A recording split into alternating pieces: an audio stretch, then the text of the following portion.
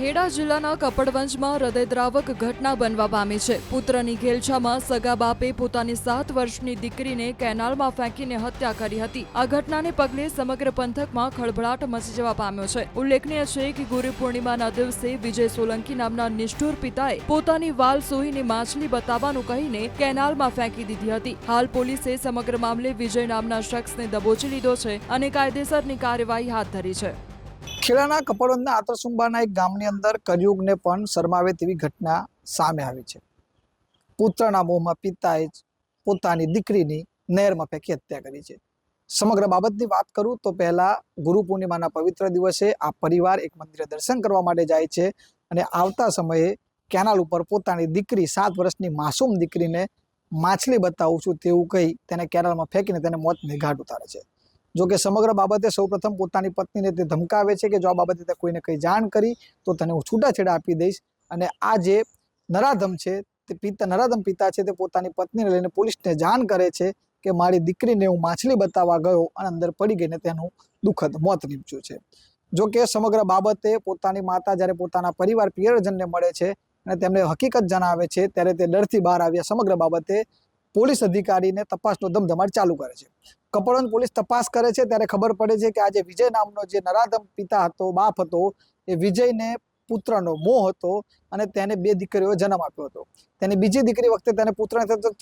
પુત્રનો જન્મ ના થયો તેથી તે વારંવાર તેની પત્નીને ટોર્ચરિંગ કરતો હોય છે કે તું પુત્રને કેમ જન્મ નથી આપતી। અને આ જ મોહ પુત્ર મોહની અંદર તે પોતાની દીકરીને કેનાલમાં નાખીને હત્યા કરે છે। જોકે સમગ્ર બાબતે હાલમાં આતરસુંબા પોલીસે હત્યાનો ગુનો દાખલ કરી આ નરાધમ પિતાની ધરપકડ કરી વધુ તપાસ હાથ ધરી છે। પ્રસંગ હતો ને શ્રીમંત એવું તે કઈ બધો જમવા આવ્યો પેલા પછી થોડી વાર થઈ ને એકલો બાઈક બગડેલું હતું તે બાઈક હોશ કરાવીને પછી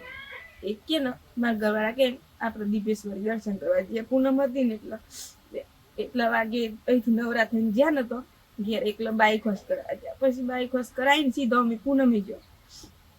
અને તો દર્શન કર્યું ના કરી કશું નહીં જ મને તો પેલી માતાજી આમ જોવાય નહીં દીધી બસ એમ કરીને પછી તરત પાછો અને એટલી ઝડપી લઈને નાઠો ને કે ઉતાવળમાં તો કોણ ચાંદનો પ્લાન હોય ને એમ જ બસ। અને ઘેર આવીને પછી ઘેરે નહીં પેલા પલે ઊભું રાખ્યું ખાસું પેલા એક વખત અમે કોક મરી ગયેલું જોયું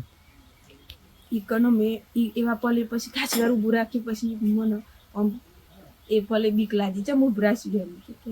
એમ તાજી જઈએ એમ તાજી તો તેમ જ પછી આ ઉપર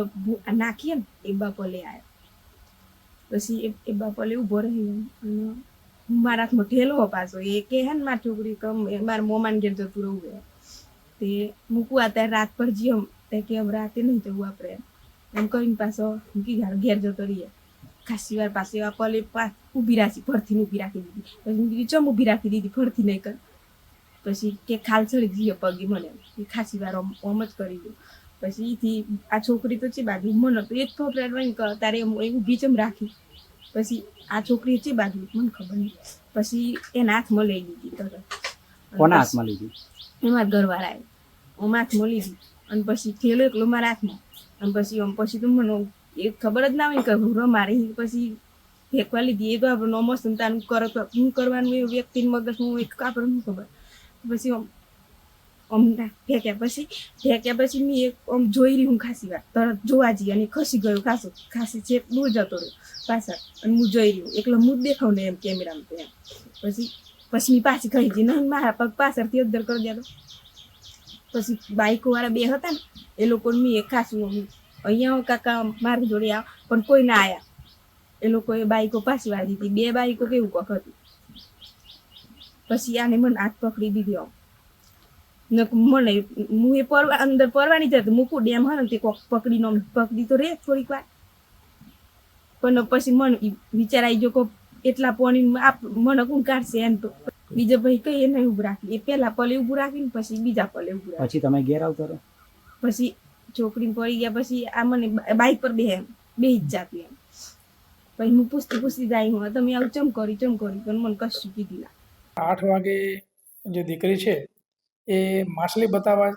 બતાવતા હતા. એ દરમિયાન હાથમાંથી છટકીને નીચે પડી ગઈ એ મુજબની જાહેરાત એ લોકોએ પોલીસ સ્ટેશન ખાતે આપેલી અને દીકરીનું ડેડ બોડી કેનાલમાંથી મળી આવેલું અને આગળ અનનેચરલ ડેથ દાખલ કરી અને જે કંઈ કાયદેસર કાર્યવાહી કરવાની થતી હતી એ તમામ કાર્યવાહી પીઆઈ શ્રીએ કરેલી. પરંતુ એમના જે નાના નાની છે એમના આક્ષેપ એવા હતા, એમને એવી શંકા હતી કે આ જે વિજયભાઈ છે એમણે એમની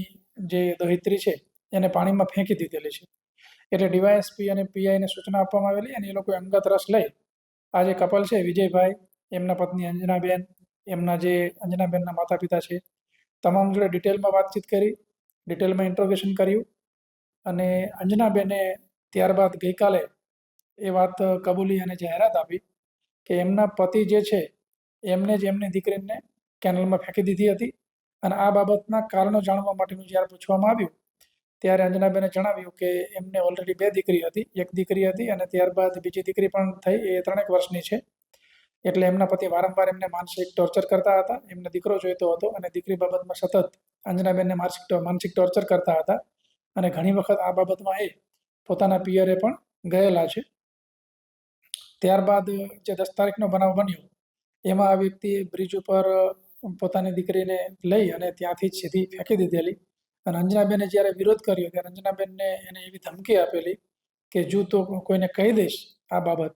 તો હું તને છૂટાછેડા આપી દઈશ. એટલે એ ડરને મારી અંજનાબેને થોડોક ટાઈમ સુધી કોઈને કીધેલું નહીં, પરંતુ ત્યારબાદ પોલીસે પણ વિગતવાર પૂછપરછ કરતા અંજનાબેને વિગત જણાવેલી છે અને આરોપી જે વિજય છે એની પૂછપરછ કરતા એને પણ કબૂલાત કરેલી છે અને અંજનાબેને ફરિયાદ આપેલી છે અને મર્ડરનો ગુનો દાખલ કરી અને જે આરોપી વિજય સોલંકી છે એમની ધરપકડ કરેલી છે અને